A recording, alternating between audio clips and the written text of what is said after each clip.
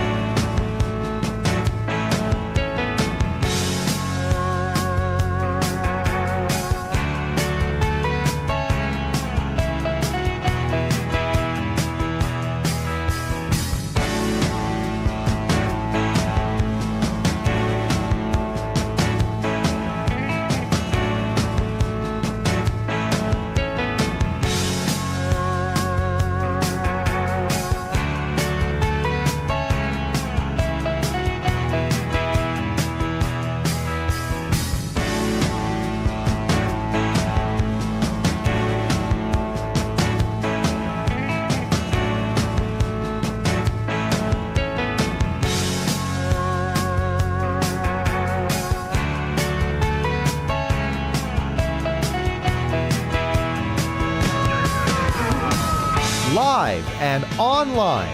It's Sleepless with Steve and the Movie Book Club with your host, Steve Pulaski.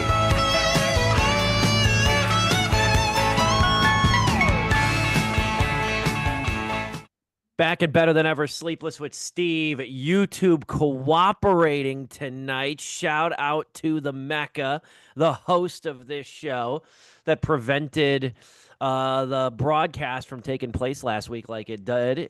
This is Sleepless with Steve, live on YouTube, wherever you may be, however you may be listening. We are back, reunited, and it feels so good. Me, myself, Steve Pulaski, Joe Viso running the show as usual. Dominic Guanzon, great to have you. Thanks for joining us. Make us a little bit of your evening on this Wednesday night as we get deeper and deeper into October, inching towards Halloween.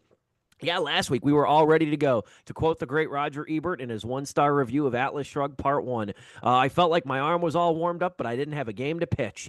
Because when we were going to go live on YouTube last week, Joe, it was actually when we got in the green room, Joe was like, I'm having a weird issue now with like YouTube, the live video, the preload, the pre-show and everything, the montage, not loading. So I went to it on my end and I'm like, yeah, this isn't working for me either. No YouTube videos were working. So I just Googled YouTube Down. And Down Detector is a very reliable website because you can report.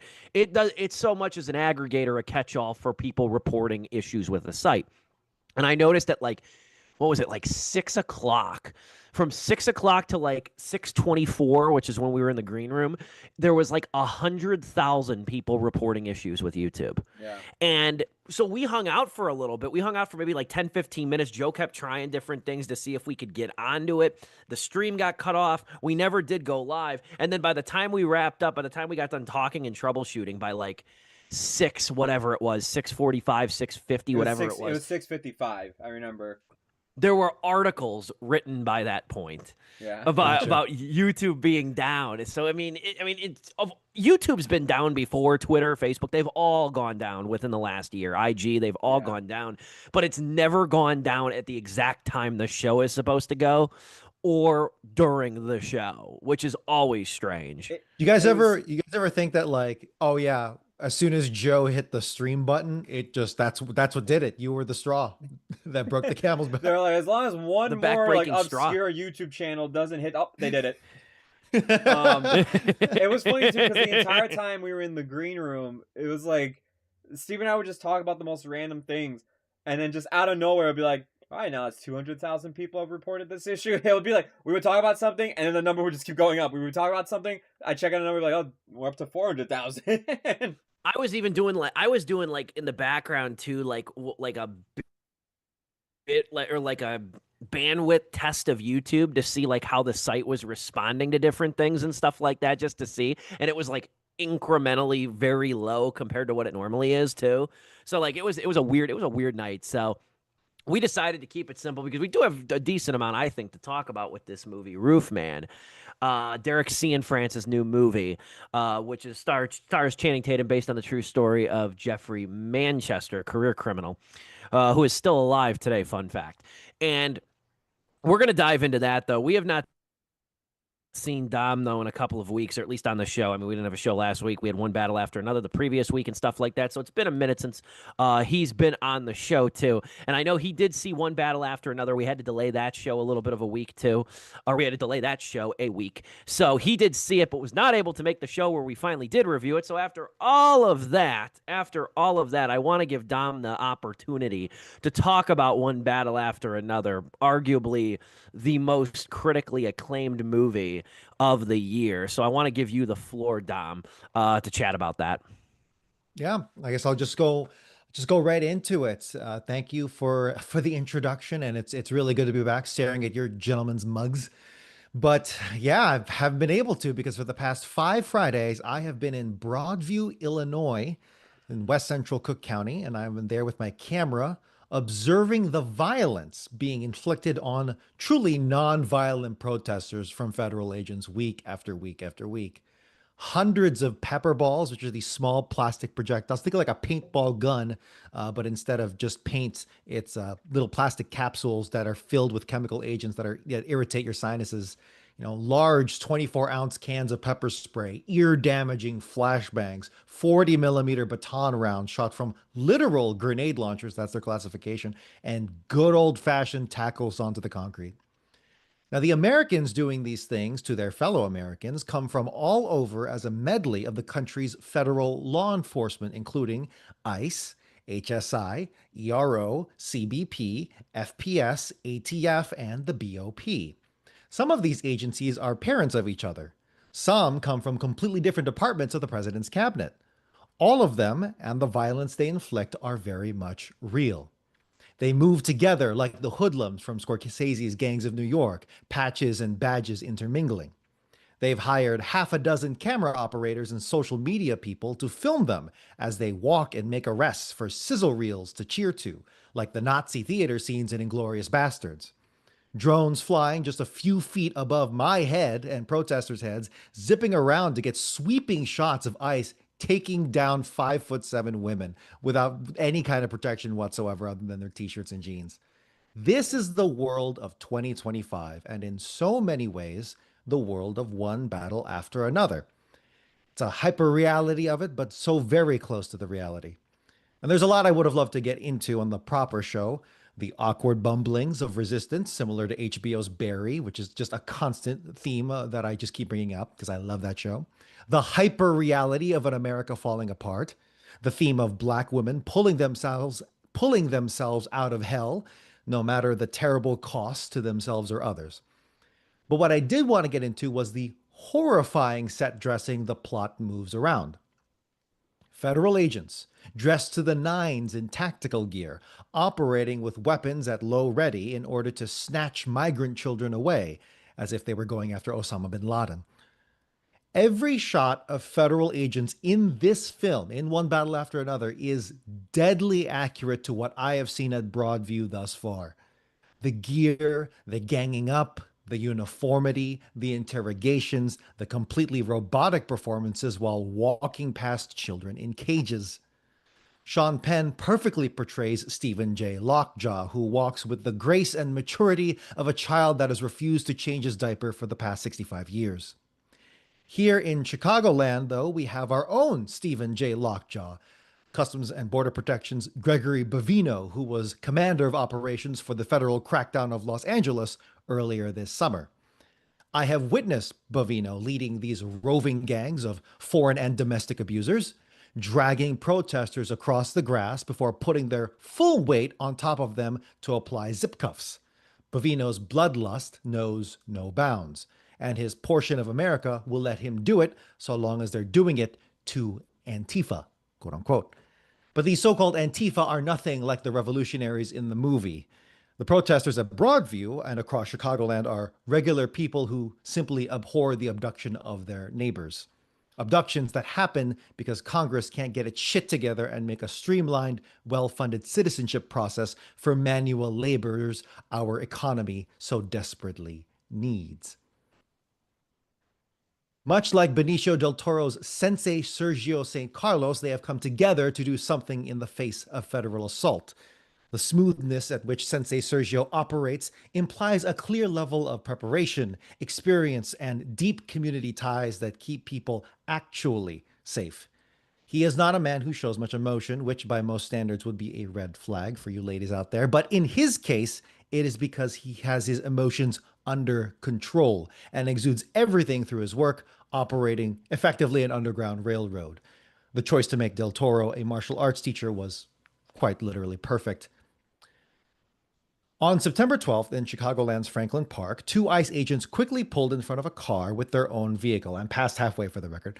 Within seconds, they were ordering the driver to get out of the car. Likely in shock and confused, the man drove in reverse away from the ICE agents, but one of the agents pulled out their service pistol and shot the man. Silverio Vilgaris Gonzalez leaves behind two children. These ICE agents were not required to wear body cameras, and federal law does not require them to disclose who discharged their weapon. Fast forward to October 7th, Texas National Guard were deployed to the streets of the Windy City. Since at least the beginning of 2025, we have been under siege. We have been occupied, and we have a lot of work to do because here in Chicagoland, it continues to be one battle after another. 4 out of 4 stars, better than Eddington. Thank you. How do you follow up that? Well said. Well written. You spent time on that one. I I honestly, thought it you. just flowed the fuck out of me because I I'm can like, believe yeah, it. this is. I mean, it's just a summer in review for good old Chicagoland. Oh my God. No, yeah, basically the TLDR on that is just every shot of Sean Penn and his federal goons was like, yep, that's basically what's happening now. We're seeing a little less bullets being fired, but as I just mentioned, someone is already dead. People have been shot with bullets, and many more shot with other less lethal, not non-lethal, but less lethal munitions, and it's just getting bad. So really, I think compared to Eddington, which I did like, I did enjoy, You were the but most that positive was of the three of us. yeah, exactly. Was the it's that was more of like a what do you call it? A review of 2020, so to speak. One battle after another is very much of the present. I'm pretty sure. Oh God, I'm pretty sure the director. I have all this shit I wrote. I Paul forgot to write Thomas the director's Anderson. name. Thank you so much. Out of all of that, he. I don't think he was planning on this being the reality in 2025 when shooting this film, but some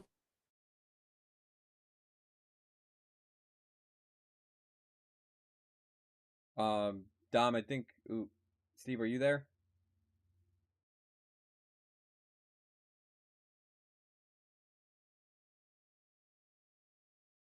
gonna, as I have, put Eddington in one battle after, into against each other, and I think one battle takes the cake on that one. Well said too. Yeah, PTA also has been working on it for some time. Mm, Kind of like I don't know how seriously, but he's been writing it sure. quite a bit. He's been Right, trying right, to right. adapt Vineland, the book on which it's based. He's been Yeah. trying to adapt Vineland for years, and this movie, and I've not read Vineland, but how I've read into it though is that this is more sort of a thematic summation of the book, a thematic adaptation, than it is a true loyal adaptation of the book. It more so takes the themes and where Vineland kind of focuses between the 60s and the 80s and the sort of like, radical political and social differences and evolutions that occurred during those decades. This kind of tries, I mean, there are cell phones. We talked about this kind of extensively too when we reviewed the movie. While there are cell phones in the movie, it's also pretty timeless in Hmm. terms of when it could take place, because there's still even like the use of payphones in the movie as well.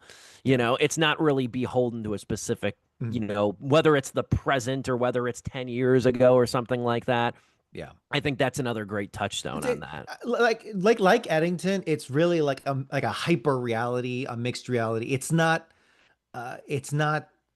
exactly like documentary level accurate to Right. everything. It's more like, yeah, this could be anything. You're right. It could be a payphone. Now that payphone could be them just trying to stay off the grid, or it could just be something from shit from the 90s. All those woodland scenes where they're chasing Leo in the woods, like that could easily be what, Ruby Ridge or something. Yeah. Sure. All that shit in the 90s that was going down with the between the feds and other people. It's just all the themes just keep hitting very well, and the plot is it does a really good job balancing the plot with the themes and messages, both in parallel and of course intersecting. So it's like, okay, if you strip away all the imagery and the themes, or like all the current events, etc., you still have a man trying to save his daughter from a bad guy. That's basically what it comes down to, and that really shines through here. So it's enough to get even the not so politically engaged with the plot, right? No, very well said too. And we also talked about it too, like just in general with Paul Thomas Anderson, is that like he's not an easily classifiable director because he doesn't want to like be classified. You can tell that he's really not made. He's not beholden to a specific genre, a specific type of movie either.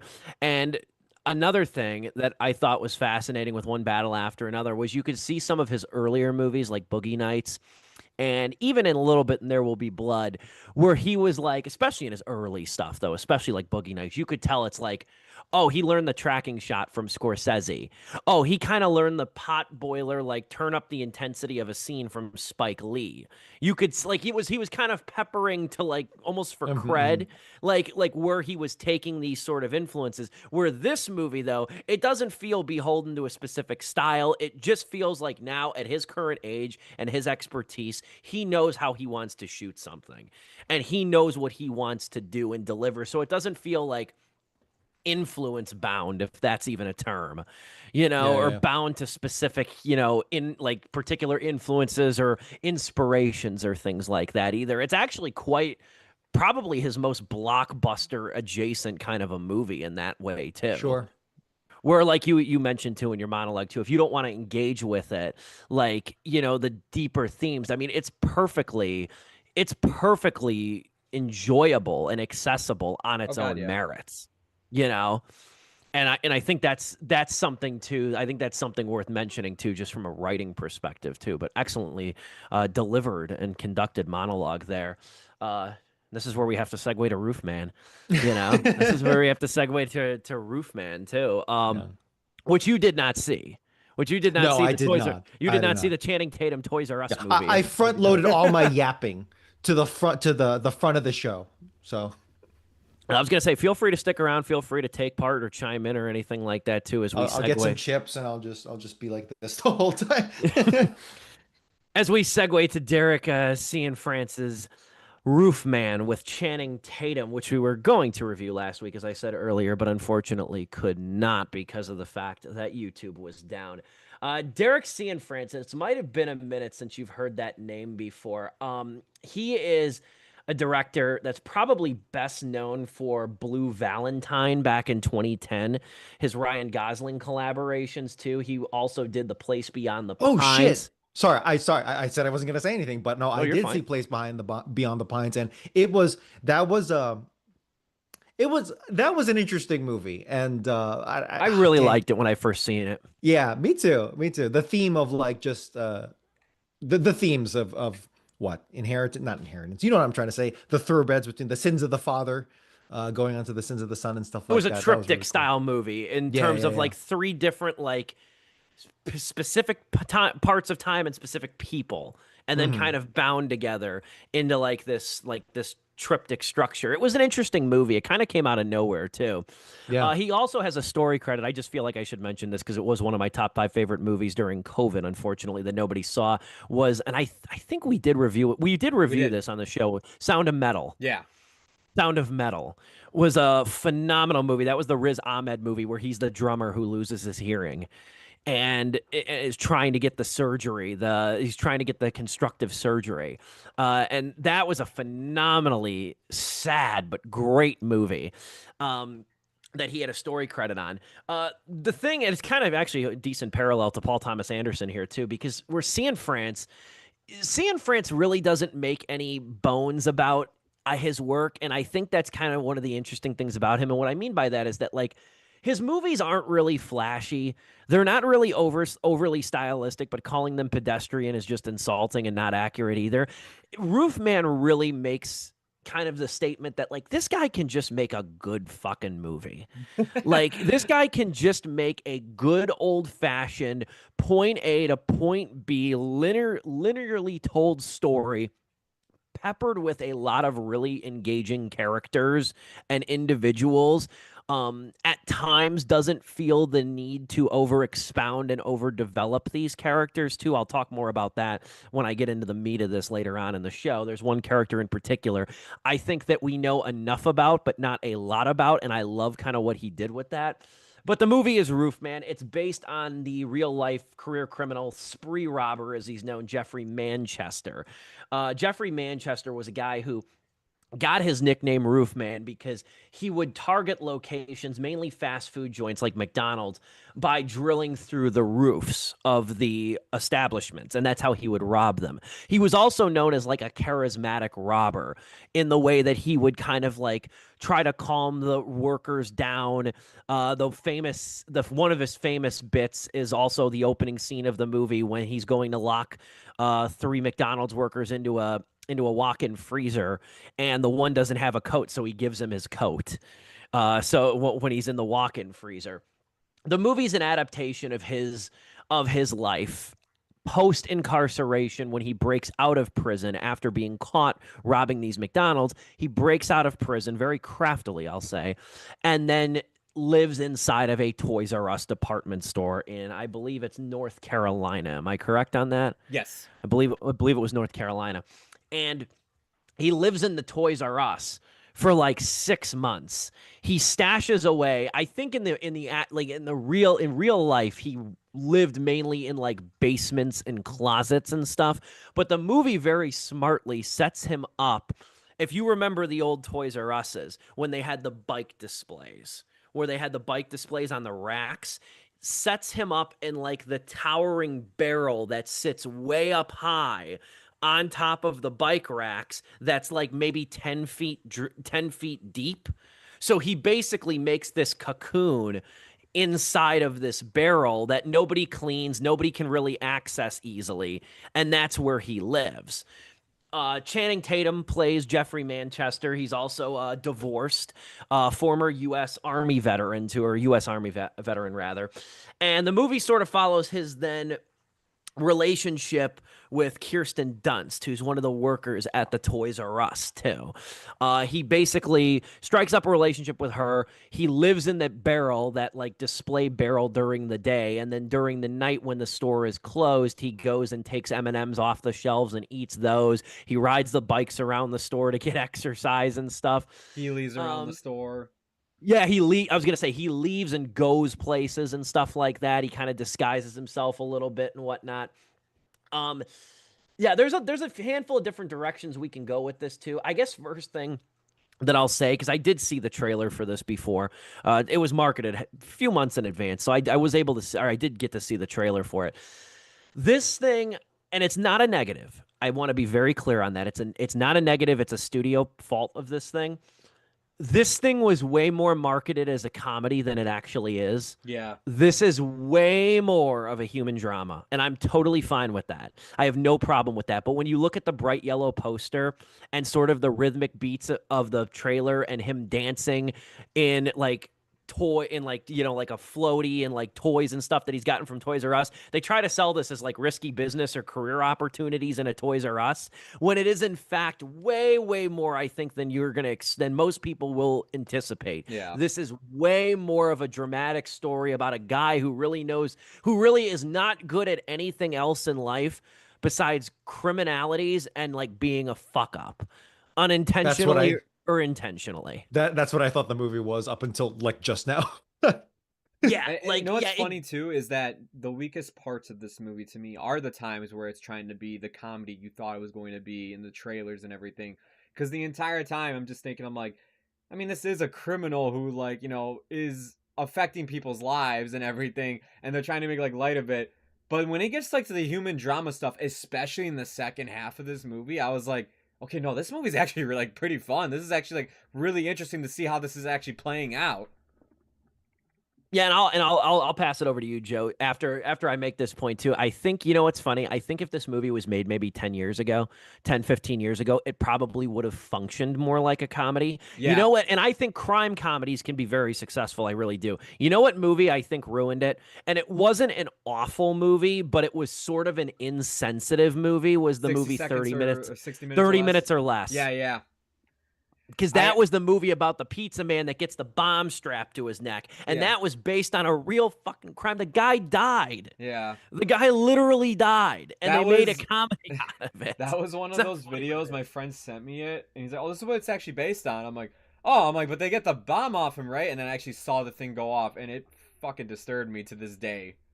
Oh yeah, because the video of him, the video of the bomb going off is online. Yeah. Yeah, like and that was a movie because that had Danny McBride and Aziz Ansari and Jesse Eisenberg and I think Nick Swardson. It wasn't a terrible movie. It wasn't great. It was made by the guy who did Zombieland, Ruben Flesher. Yeah. But it wasn't a great movie. But it was also like I remember even watching it just thinking like, damn, this is insensitive. Like holy shit. Like imagine your family member died in such a horrific way, this common everyman, and then they go and make a fucking comedy out of it. Where this movie though is they definitely Cian France was right to make this more of a drama, and I'll leave it at that and finally mercifully pass it off to you, Joe. Yeah. No, I'll be quick and then we can go into our intermission. Um I like for the first half of the movie where they were kind of playing this up to be a little bit more funny and everything. Um I was like, what's keeping me involved is Channing Tatum's performance. I'm really enjoying his dedication to this role. He's very charismatic because Channing Tatum is just a charismatic guy, but like his performance is really damn good. I thought the movie just the whole 2000s look to it. It's like we don't commonly get this in too many movies, and it's not like how like they shove the 80s down your throat. No, like this is like I didn't feel like it was like shoving down my throat at all. It just cleverly used the 2000s, which says a lot when the movie takes place literally in a 2000s iconic location, which is Toys R Us. But the entire time, I still felt like the Toys R Us was like a nice touch. Like whenever we cut back there and getting a little bit of nostalgia, like oh okay, look at that. Like you remember that when we were growing up. But it's not like it focuses. It doesn't use that as a crux. It's just kind of like extra flavor to the movie. Um, when the movie gets to him meeting Kristen Dunst, that's where I feel like this movie, and it's not until about the halfway point she comes into the story. That's where this movie to me really takes off. And it becomes more about him being the father that he can't be for his current daughter, him trying to like have a human connection after being severed from the outside world for so long after going to prison and then just hiding in the Toys R Us.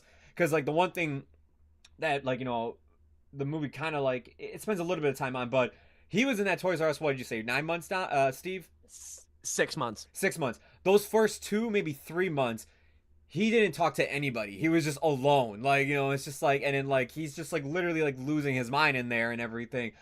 So that when he finally does meet Kristen Dunst and everything, and their connection starts to form, it's like, oh man, like, I actually really enjoy watching this play out to see like, how he's just trying to like go about his life and how is he going to go about this? Because he's a wanted criminal. He doesn't have a home or anything. How is this going to work? And I won't go into where it goes from there, but I was just like, it was very entertaining to see how that story started playing out compared to the beginning. And not that the beginning was bad. It's just in the back of my head, I'm just thinking to myself, I'm just like, man, they are really making light of a guy who shoved like people in the freezers and pointed guns at them. Yes, I understand he was charismatic, but like he's still pointing a gun at you. It's just like that's a very unnerving thing to be in.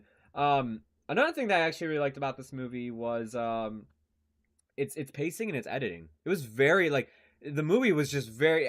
I didn't feel like it slowed down at all. I thought it had very good editing. Like it went from scene to scene. It ended on a scene perfectly, and the pacing of its story too. I was just like, you know what? I'm like, this movie's actually just moving along, and I'm just constantly thinking about like, okay, what the hell is gonna happen next? And when you deal with something that is based on a true story and everything, of course there are the Hollywood dramatization moments that they have throughout the movie. But from what I read too, for the most part, other than like 3 scenes and 1 character they made up for the movie, which I'm sure is the character you want to talk about, Steve. Everything else about this is pretty accurate, apparently, to like the actual true story. And when they actually play the news footage at the end, where like I even thought like, oh, because in the trailer, if you've seen it, he blows up an office. I'm like, okay, they obviously just exaggerated that. No, he did that to cover his tracks. He accidentally blew up a dentistry office to cover his tracks. I was shocked by that. I was shocked. That they said they're like, we have to put that in the news footage in the credit crawl. Oh yeah, because it's like because they're like people aren't going to believe that part of the story. To give you context, he eats so many M&Ms, he ended up getting cavities that he does sneak out of the Toys R Us one day with like a wad of cash, and he goes and he gets his teeth cleaned at like a local dentistry, and then like one of the characters is like, okay, well, if they have your record now, even if you use a fake name, that's still DNA. So he goes there to try to wipe the records, and of course his genius idea is, well, what if I just burn the filing cabinet and it just fucking explodes. Oh man. So yeah, Channing Tatum, like I said, is really good, but like the other standout, and I think these two together is probably what made the movie work just as well as it does. Kristen Dunst, man, I'm just ready to say it. I think she's one of the all-time greatest actresses that we have, man. Like between Civil War, this, even her television roles with like the Fargo TV series, everything she's been in, like especially recently, I feel like she just knocks out of the park every time. She's an actress I look forward to seeing every time. Like when I saw this movie at Channing Tatum, I'm like, oh, okay, cool. I'm like, I'll probably go see it. I like Channing. When I saw she was in it, I was like, I will definitely go see it if she's gonna be the co-lead in this. Um, she is so damn good in this movie. It's just great to see her just play something, just a woman that's like a single mother and everything. Kind of like, we were talking about this last time we were on the show with, seeing Leo play like a dad and everything. It just feels cool seeing Kristen Dunst play like some of these other characters, like just a single mom who works at Toys R Us and anything. And it's just the most standard, like Midwestern, like, character you can think of. But Kristen Dunst adds so much personality to it through her line delivery, her emotions that she expressed throughout the film, and just the great chemistry that she has with everybody in this movie and any movie that she's in, but especially with Channing Tatum here. Like the time they share on screen together is so damn good. You know what I'll say too, and then when we come back, I'll talk a little bit more about the supporting performances in the movie too. On staying on Kirsten Dunst, though, the thing about her that I think is really lovely too is that like when she came on the scene, she was instantly regarded as somebody who was special and a good actress and somebody worth paying attention to. From Interview with a Vampire to Dick to Yeah. Bring It On, like the Virgin Suicides, even too. Even She was instantly regarded as somebody who was really great, and that's Yeah. all she's ever been in movies is great. And I think a lot of it, obviously her ability, but I think a lot of it too is that like she always just plays like she plays very likable, vulnerable individuals too, and I think that resonates with audiences. Like even in Bring It On, even in the first Bring It On, which she's good in too, she doesn't feel like your typical cheerleader. Like she seems like she'd actually like be like friendly to people who weren't. Yeah. You know what I mean? She's got that like really friendly face and vibe about her too. She was great in the Spider-Man trilogy. She was great in Marie Antoinette.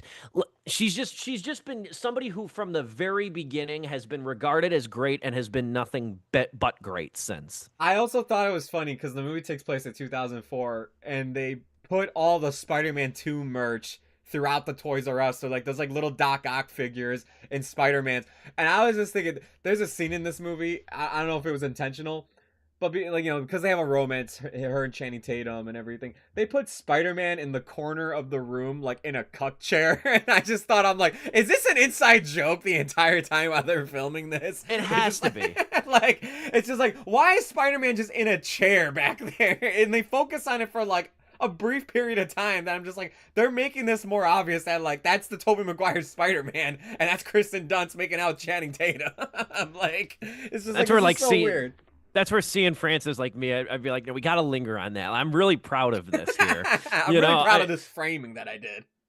Probably the only more, and this was more subtle, but the only more brazen callback is, remember, I just caught this. Catherine and I just just had this on when we were in Des Moines last month in a hotel. Got back from the convention and we're turning on TV. We watched the last like 45 minutes of Where the Millers. You remember how Where the Millers ends, the credit scene where they're in the RV and they play the Friends theme song in front of Jennifer Aniston? Oh yeah. Yeah, like and then they're all clapping along and singing. Will Poulter, Emma Roberts, and Sudeikis. They're all clapping along and singing and shit. Like that was even part of the movie. That's a credit cookie. But like that's probably the most adjacent, connective tissue I can have for this. I do want to talk, though, when we come back from intermission, I do want to talk about the wealth of supporting performers here, including an actress that we don't see much of anymore, which is kind of disappointing. She just doesn't do a whole lot anymore. At least I haven't seen her in much.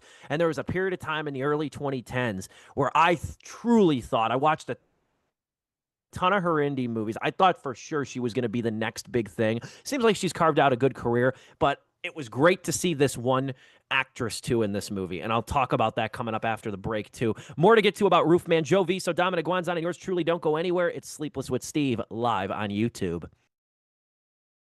we do have to pay tribute over here. We do have to say a few words because this happened last Thursday. I want to say this celebrity passing, and I could tell the story about how I found out about it, but I kind of want to put the spotlight on the man himself. Jerry Springer passed away at the age of 79 in Evanston. Died in Evanston, Illinois. Very popular, sort of a outlying Chicago neighborhood. Um, I tell you, Jerry Springer, first things first, on the Mount Rushmore of things to keep you company while you're sick as a kid, it's Jerry Springer, it's PBS Kids. I'm not going to name a specific show, but it's Jerry Springer, PBS Kids, Maury, and Price is Right. Is that not the Mount Rushmore of things that you watch when you're sick? Yeah, that's it. Specifically Price is Right, because it's so hype, and it makes you feel better just by osmosis. And I always loved like daytime television because there's ever since I was a kid, there was always something fascinating about like watching TV that I could not watch because I was always in school. So it was like almost like a weird forbidden fruit kind of thing. But Jerry Springer did pass away though last week at the age of 79. He passed away of pancreatic cancer, actually. He was diagnosed with pancreatic cancer a few months ago, died very quietly, again in Evanston, excuse me. And obviously known for the Jerry Springer Show, the very controversial trash TV, tabloid talk show, whatever you want to call it, which I'll say this too. I've always kind of really admired Jerry Springer. I watched his show a lot as a kid, which probably explains a lot. But I've always admired him because of the fact that I feel like he reminds me like, and now, especially now too, that I did pick this up on eBay actually last week, and I'm about 160 pages deep into it. His book Ringmaster. I've been reading this over the last week on my brand new couch. See how it all comes full circle. And he reminds me a ton of myself, though. He reminds me a lot of like sort of my ethos of like, oh, I want to try that. That sounds like fun. I'll go do that. He's got a very interesting life, and I'm reading in the book too. Like, I knew this, but he goes into a lot of great detail about how he was born during World War II. He was born in England, and he was born to parents that were Jewish and escaping the Holocaust, and they made it to America. And he talks about like coming to America, kind of getting like he's got a really good part in this book where he's talking about how kids used to pick on him and bully him because his clothes, like he had rags for clothes. And one of the neighborhood mothers told Jerry's mother as a kid that if she bought him a Yankees uniform, nobody beat him up, and then he never got beat up again once he started wearing Yankees clothes to school. But he was also too, he was a politician. I feel like not a lot of people know that because it happened such a long time ago.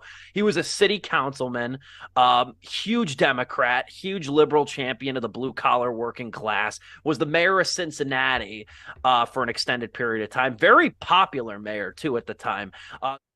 Back and better than ever after a Zoom-sponsored intermission. It is Sleepless with Steve live on YouTube. We're talking roof, man. I've been hogging the oxygen in the room here, so I don't want to go too much. I don't want to go too much more monologue driven with this, but I want to bring. This is how I'll start the second half. Joe, feel free to take it wherever you would like, but a lot of good supporting performances in this movie, too, that I think deserve being highlighted. Obviously, Dunst and Tatum are the star, and I do want to talk about Tatum briefly as well, too.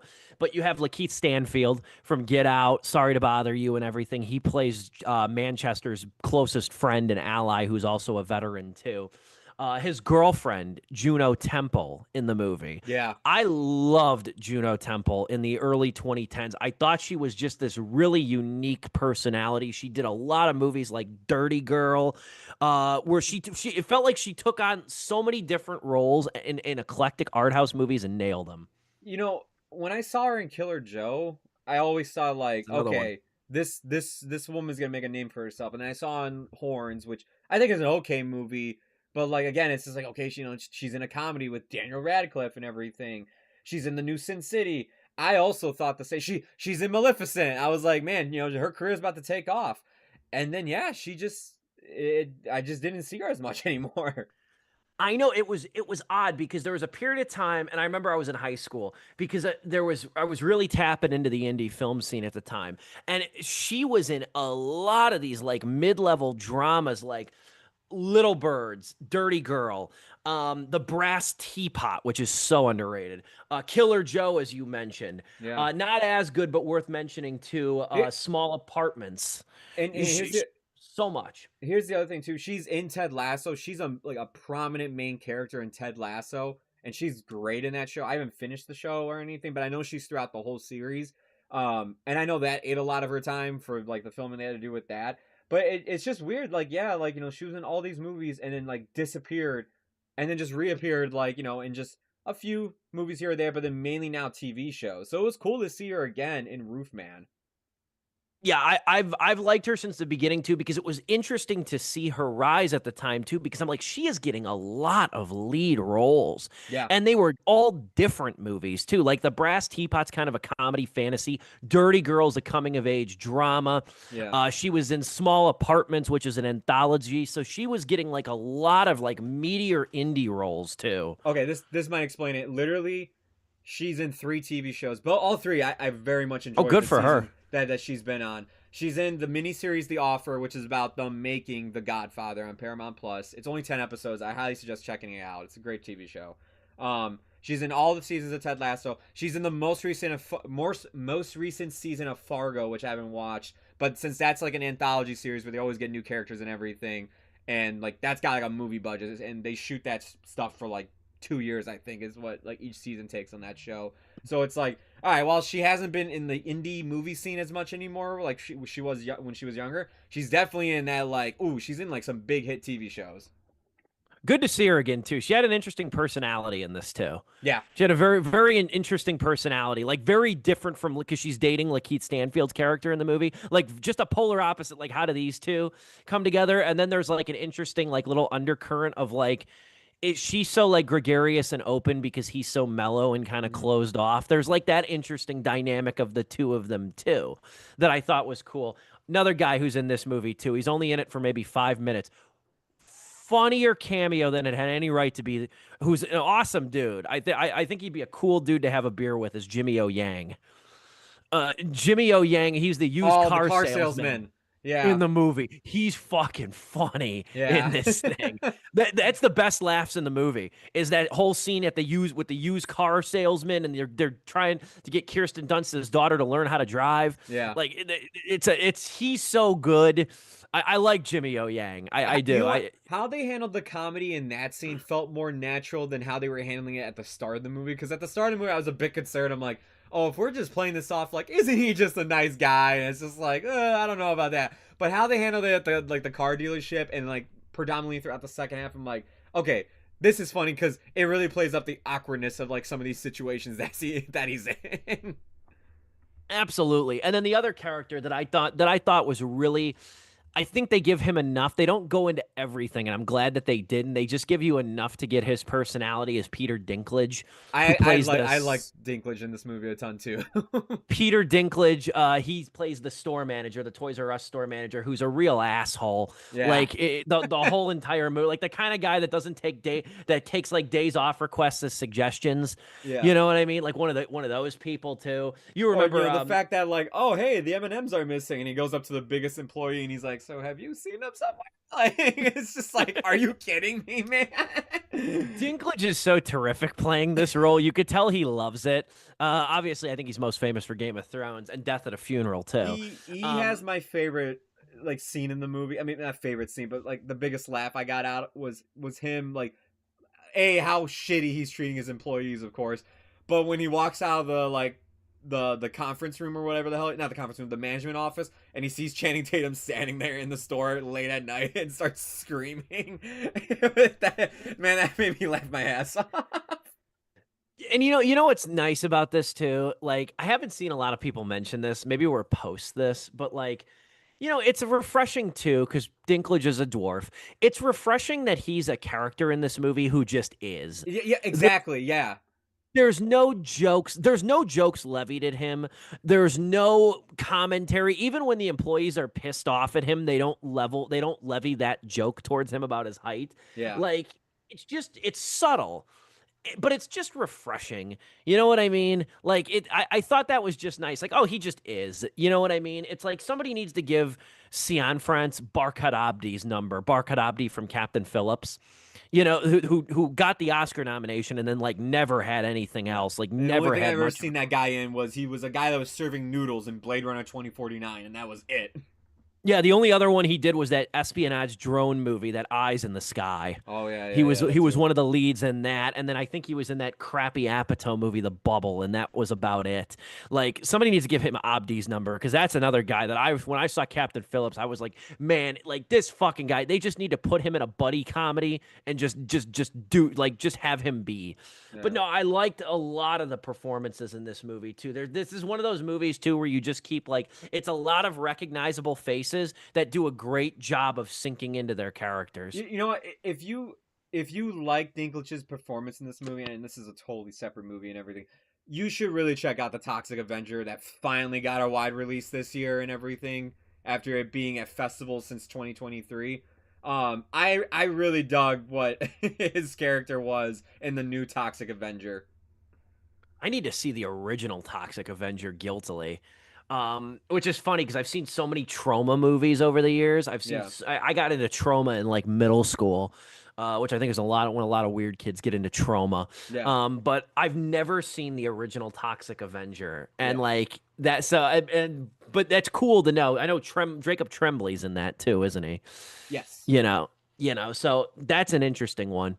The Roof Man, by the way, I don't know if you felt this way, but the entire time, like, I felt like, how you pronounce the director's last name? Derek Cianfrance? Sion France. Cianfrance. Um, I feel like the entire time I'm like, this feels like kind of like almost like a Steven Soderbergh movie where he does let his actors shine throughout, like, and really give them a good performance. Except this Good movie comp. knew how to keep a story beat going and going, and then just trail off because the performances were getting too fun. No, it just kept things going. But just the way it was shot, the style it was shot in, and everything, and how these performances were done, it very much reminds me of Soderbergh's directing style and how he tells a story. Except this time around, yeah, he really actually, stuck to telling a story from beginning to end. This might be an unfair comp. I don't know if it's really apples to apples here. Dom, you can chime in on this. Just something that popped into my mind. Is Channing Tatum the new Matthew McConaughey? Because Matthew McConaughey was I an think he's getting actor.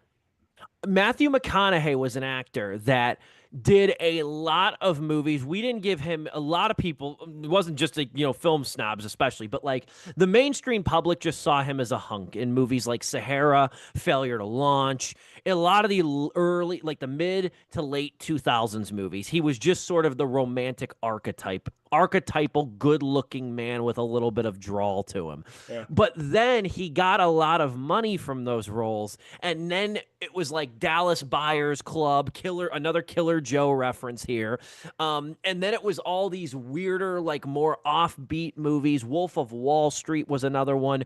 Wasn't a great movie, but White Boy Rick, like where he could play an actual character, and then everybody was sort of collectively surprised, like this fucking guy, not only can he act, but he's got range.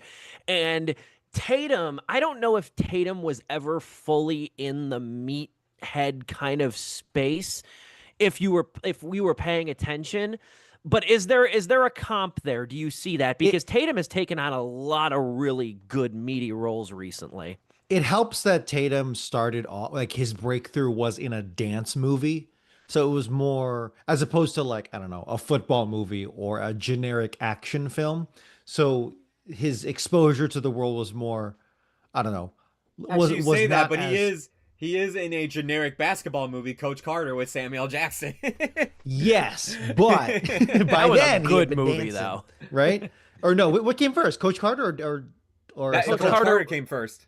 Oh, That was shit. '05. I Yeah. take it back. I don't know. My point, maybe it stands, but either way, the point is yeah, I can see why you're saying that. People have tried to put Channing Tatum in multiple boxes to like, is he the next this? Is he the next that? But I think certainly by now, even like his cultural relevance rises, ebbs and flows as it does for everybody, right? But every time he comes back, it's something good. It's something that is, or at least is interesting, right? Yeah. It's not. He's not. He. I don't think he ever really. I don't think. Well, okay, Fly Me to the Moon, but I think that wasn't his fault in terms of like phoning it in. I think that was the direction because Yeah, that specific role called for him to be very subdued, which was not playing to his strengths at all. that was an That ambitious Which misfire then too. he got to let yeah, loose as Gambit and was just like, yeah. That's exactly what I'm saying. Yes. Other than I'm not looking at his Wikipedia, so I don't exactly know his Yeah. filmography. I can pinpoint the But movie yeah, where yeah. I was like, this guy is definitely on the track of becoming a better actor. Okay, which one was it for you? For me, it was where is it? Hold on, I just had his. It was IMDb 22 page. for me. It was Jump Street. Yeah. It was was Jump Jump Street Street? for you. Jump Street Or was 20 the reboot. Yeah. No. Jump Street like was definitely one that kind of confirmed it for me. What actually really did it was Side Effects, where that like Okay. pandemic Oh, movie. I saw the trailer Okay. for that. And That 'cause, was a like, good I one. I remember thinking like, you know what, he was great in 21 Jump Street. He was great in Magic Mike. I do feel like these are playing more into his strengths as just like, you know, what we know Channing Tatum as. I mean, he's definitely gotten better since like the other comedies I saw him in and everything at that time. But then he was in Side Effects, and that's a drama, and he was really damn good in that movie. I went, hold on, I'm like, I'm really starting to like Channing Tatum. And then, you know, Foxcatcher, Hateful Eight, Hail Caesar, like, and then my favorite, one of my favorite performances. Hail of his, Caesar. and then probably still my favorite performance of his is Logan Lucky, where he plays Jim and Logan. Yeah. Oh Jimmy my Logan. God. Okay. Yeah. Great movie. Great movie. I forgot about that movie. Yeah, he's in good movies. Yeah. The guy, even if he never reaches the intense stardom of, I don't know, Jump Street and his early mid stuff. Yeah. He's just really, he like Kristen Dunst. He is reliable. He had a streak of like, even when he was in something bad, I like, you know, I still liked his performance. But in terms of movies I like, he had a streak going where like year after year, I'm like, I don't think I've seen a bad movie with Channing Tatum like as the lead in a long time. Like, you know, even that movie where the movie Dog, I was like, that's actually a pretty good movie. Like, Yeah, and he dog. did- I mentioned that in my review of Roofman too. I even said like, you know, he can make a generic dog movie palatable. Yeah, one Like- that he directed too, right? I think he directed that movie or wrote. Did he? I think he produced it. I think Okay, he maybe produced it. I don't think he wrote it. Oh I no, think he did. He produced- co-directed it with Reed Carolyn. Oh, get the fuck out of here! I completely missed that. I forgot. I forgot that. My And bad. I remember my thinking bad. like, all right, well, The Lost City with Sandra Bullock. I'm like, okay, this is gonna be one that's like, okay, like, you know, it's a rom-com. No, again, it was a good movie. He's a great lead in it. Yeah, the guy co-directed Dog. I know shit. But He's got Yeah, the I- respect of the anime fans because he was in the most recent Demon Slayer movie as the villain. you know what movie made me really realize that this guy is more than a pretty face too. Like I like the Magic Mike, two of the three Magic Mike movies though. I really did. Is the I last thoroughly one you don't enjoy- like. The last one I don't like. Double Yeah. XL is better than the original, though. I'll stand by that. Double XL is better than the original. The movie for me, and I still think, even by me, it's one of the most underrated. You mentioned it's one of the most underrated movies of the 2010s is Foxcatcher. Yeah. That is a Dom. Did you ever see that? No, I know. That But I is heard a because like that was the one creepy where Steve fucking Carell was in movie. like intense prosthetic makeup, right? Steve Carell. Yeah. Steve Carell's under intent, like a lot of prosthetics in it. Yeah, And yeah, it's not a horror movie. It's more of like a biography kind of thriller. But That's it's the about vibe I got. it's about this wrestling enthusiast, a true story, John DuPont, who recruits these like two gold medalist wrestlers and then like to like participate in the Olympics.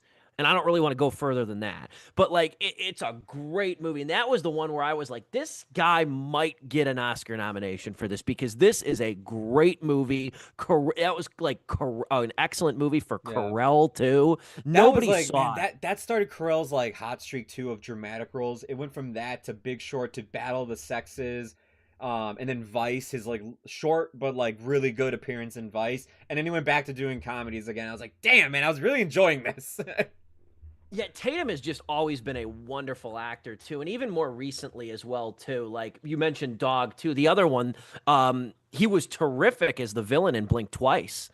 Yeah, Like you know, like I've always I think it was really Foxcatcher and then Magic Mike know Double what? XL, where I was like, willing to this put guy money is down really on this. tremendous. I'm willing to put money down on this. I believe in the next 3 years we're gonna get his Dallas Buyers Club performance. That's gonna cement him as he is this generation's Matthew McConaughey. I don't think it's going to be an Avengers Doomsday, but that's just an early No, guess. it's not gonna be that. It's definitely not gonna be that. Could it be? Could it be Josephine? Josephine, this new movie coming out in 2026 by Beth De Arujo. I got to learn how to pronounce that name. After 8-year-old Josephine witnesses a brutal assault in Golden Gate Park, she begins to experience fear and paranoia. He's the second billed actor in this movie. Maybe. I wonder if this could be it. And there's not really Gemma Chan is the other woman in this movie too. So I'm interested in that one. That's coming out. That actually doesn't have a release date. I thought it was next year. That doesn't have a release He's in date like yet. 8 things right now that are in pre-production. Yeah, I like Jesus Christ. I really like Channing Tatum though. I think he's excellent and I think he's really good. You saw it in Dog too. He's really good at giving more to performances and like because even Magic Mike's like this a little bit. He's good at giving more to performances of men who are like lacking or yearning. Yeah. He's really good at that. He can emote really well with his eyes. I've long had a respect for him though, and I think that he really is an actor, and I think it's just like I think it's the handsome curse is one of the things that he doesn't. That's why he doesn't get as much credit as I think he's due, and also partnering with Soderbergh because he's done like 5 movies with Soderbergh. Yeah. Partnering with Soderbergh so early on with Magic Mike and doing a movie like that, like was I think a really good career move because I think even Soderbergh saw that like this guy has a lot going for him as an actor. But yeah, this movie too. If we want to go into closing thoughts, you know what? I'll throw it over to you, Joe, if you want to Sure. start that because I feel like I've talked too much today. Yeah. Roofman is probably one of the surprises this year that where I went to the movie. I mean, especially because of how it was marketed. I went to the movie expecting one thing. I came out with something else, and I actually came out with something that was better than I was marketed to about. This was a complete surprise of how much, and like, I didn't get really too much into it because I was just really floored by a lot of the performances in this movie. Are they going to get nominated for Oscars or awards? No, but like these are the performances of why I like these actors that are in this movie. They're just very good at what they do. It's like we've had a year of just like really good casted films from The Long Walk to this movie to even one I just saw recently. What the hell was it? I even throw Good Fortune in there, which just came out this past weekend. That had a great We're use seeing of that its this cast. weekend. Yeah, I think you're really gonna enjoy that movie. That's another movie where I thought it was gonna predominantly be a comedy, and it's a comedy throughout. But where the second half of that movie goes, I'm like, huh. I'm like, I was not expecting it to take this kind of a turn. We just talked about it. Dom just talked about it at least. Yeah, One Battle After Another. That's just another movie with like the cast that I'm just like, man, everybody here is just so good at their job. Just so good at it.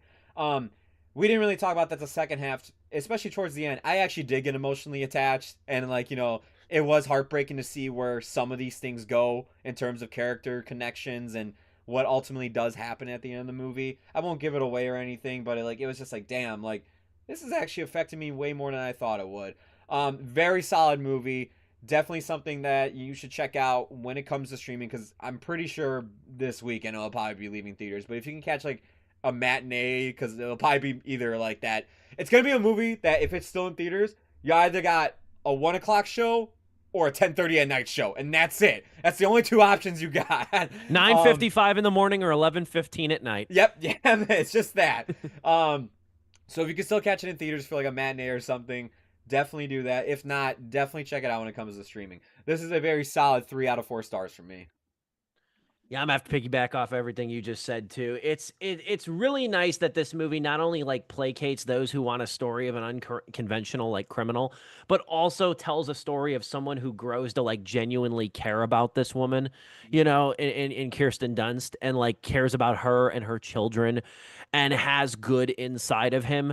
And even when he's like the robbing and everything like that, like it just seems like it almost gives the impression, and maybe this is how the real life Manchester is, who's presently incarcerated still, that I don't know if he like really even did it. Like he did it obviously for financial gains for his own family before he got divorced. But there's a part of it that like this movie conveys too, that like he also did it because it was like the only fucking thing he was good at. You know what I mean? Like it was the only thing that he was good at was like observing patterns and like finding ways to break patterns without being noticed by other people. Doesn't he say that at the beginning of the movie? He's just like, like people told me I was smart because I could see these kind of things. Just I didn't know how to apply them other than this. Like, yeah, and that's what I think this movie conveys really well, though, is that like he doesn't seem to be he's not doing this really like He's not trying to build his own empire and like, you know what I mean, become like a Mob monolith of boss, sorts yeah. or a mob boss. He's really he's doing it honestly to like get by and because he's really good at it. And Yeah. where there's a real temptation to make this movie a laugh riot, Cian France really sidesteps it and goes for something more worthwhile and more, I think more impacting too. So no, it's a solid 3 out of 4 stars for me. This is one of those cases we get maybe if we're lucky. I don't know if lucky is the right word, but 2 or 3 times a year we get a movie that's marketed incorrectly and it's better than what we were led to believe it was going to be. That happens maybe twice a year. Where, because usually it's the opposite. Usually you're sold a bill of goods and it turns out to be shit. Yeah. Like, but once in a while, once or twice a year, there's a movie where it's like you think you're going in for something else and you get something that's actually better. And it's a good feeling when that happens too. So it's 3 out of 4 stars for me. This is a rock solid movie. That's it. Yeah, I mean, man. we can wrap up the show here. Indeed, I don't know if anybody wanted to add anything else. I have a closing monologue. No, about income inequality. How about one last? How about one last fun fact that I just saw just perusing Channing Tatum's filmography? One last fun fact before we close out tonight. Did you know Channing Tatum has written 2 picture books, 2 children's books? Oh wait, I do know that. Yeah. They were inspired by his daughter. They were inspired by his daughter. It's The One and Only Sparkella and The One and Only Sparkella Makes a Plan. They were inspired by his daughter, who he said that during his divorce from his wife, Jenna Dewan, he became best friends with. They spent way more time together because he wasn't working and doing movies and he was going through this divorce, and they became quote unquote best friends. And he modeled these 2 picture books after her. That's so funny you say that because I remember my friend telling me as we were leaving Roofman, he's like, wow, like I remember there was like Channing Tatum wasn't in movies for about like 2-3 years, and then he's in Deadpool and Wolverine, he's gonna be in the new Avengers, he's in this movie, he's in that movie. I'm like, he's like, what happened? I literally looked at him like, dude, he got divorced. He was just spending time with his kid. It's just like, he had to handle all that. Yeah, no, honestly, because there was a period of time from 2018 to 2021, he wasn't really in anything outside of animated movies. Yeah. He was in Smallfoot, Lego Movie 2, and that really shitty America the Motion Picture. And and basically because he could just do voice work, and then COVID happened and everything, so he was gone there for about like 3 or 4 years. Yeah. Where he was really just in the background, and then he came, and then really it was Dog did okay if I remember correctly in the theaters, but really got him back was The Lost City. Yeah. That was the one we neglected to mention too, which we did review on the show. It was really The Lost City, I think, that like catapulted him back into like relevance and everything. So no, this is definitely worth your time. This is definitely one that is worth checking out. Next week, Springsteen, right? Next week? No, House of Dynamite. House of Dynamite next week. My bad. Yeah. My bad. I got one track fucking mind on this Springsteen movie that I hope doesn't anger me tomorrow. Like, Oh, you're going to see it tomorrow? Yes, Catherine and I are going to see that tomorrow night. I'm a big Springsteen fan. And Nebraska is not my favorite because this is a movie that is based on the album Nebraska and the creation of that. It's not my favorite Springsteen album, but it's an important one. Like it's definitely an important one, and I find it really interesting that they chose this. And I'm a big fan. I know not many people really know who he is. I like Scott Cooper a lot. He's the director and writer of this movie. Yeah. Scott Cooper did Out of the Furnace. He did Crazy Heart with Jeff Bridges. Yeah. Which was a really good movie. About him as a country singer. And my God, if you watch that movie and knew nothing else about Jeff Bridges, you would think the guy was a country singer. I still have his song Fallin' and Flyin' on my phone in my rotation. That's an outstanding movie. I like Scott Cooper a lot, though. He does great work. So I'm hoping that this movie doesn't piss me off half as much as Bob Marley One Love. So we shall see about that. House of Dynamite next week on Sleepless with Steve. Very much excited for that. Looking forward to that. Great to have the 3 of us back again on a show. Always a pleasure. Thank you for hosting, as always. Joe, you do great work with the stream and all the presentation aspects that go into this show. For Joe Viso, Dominic Guanzon, and yours truly, this has been Sleepless with Steve.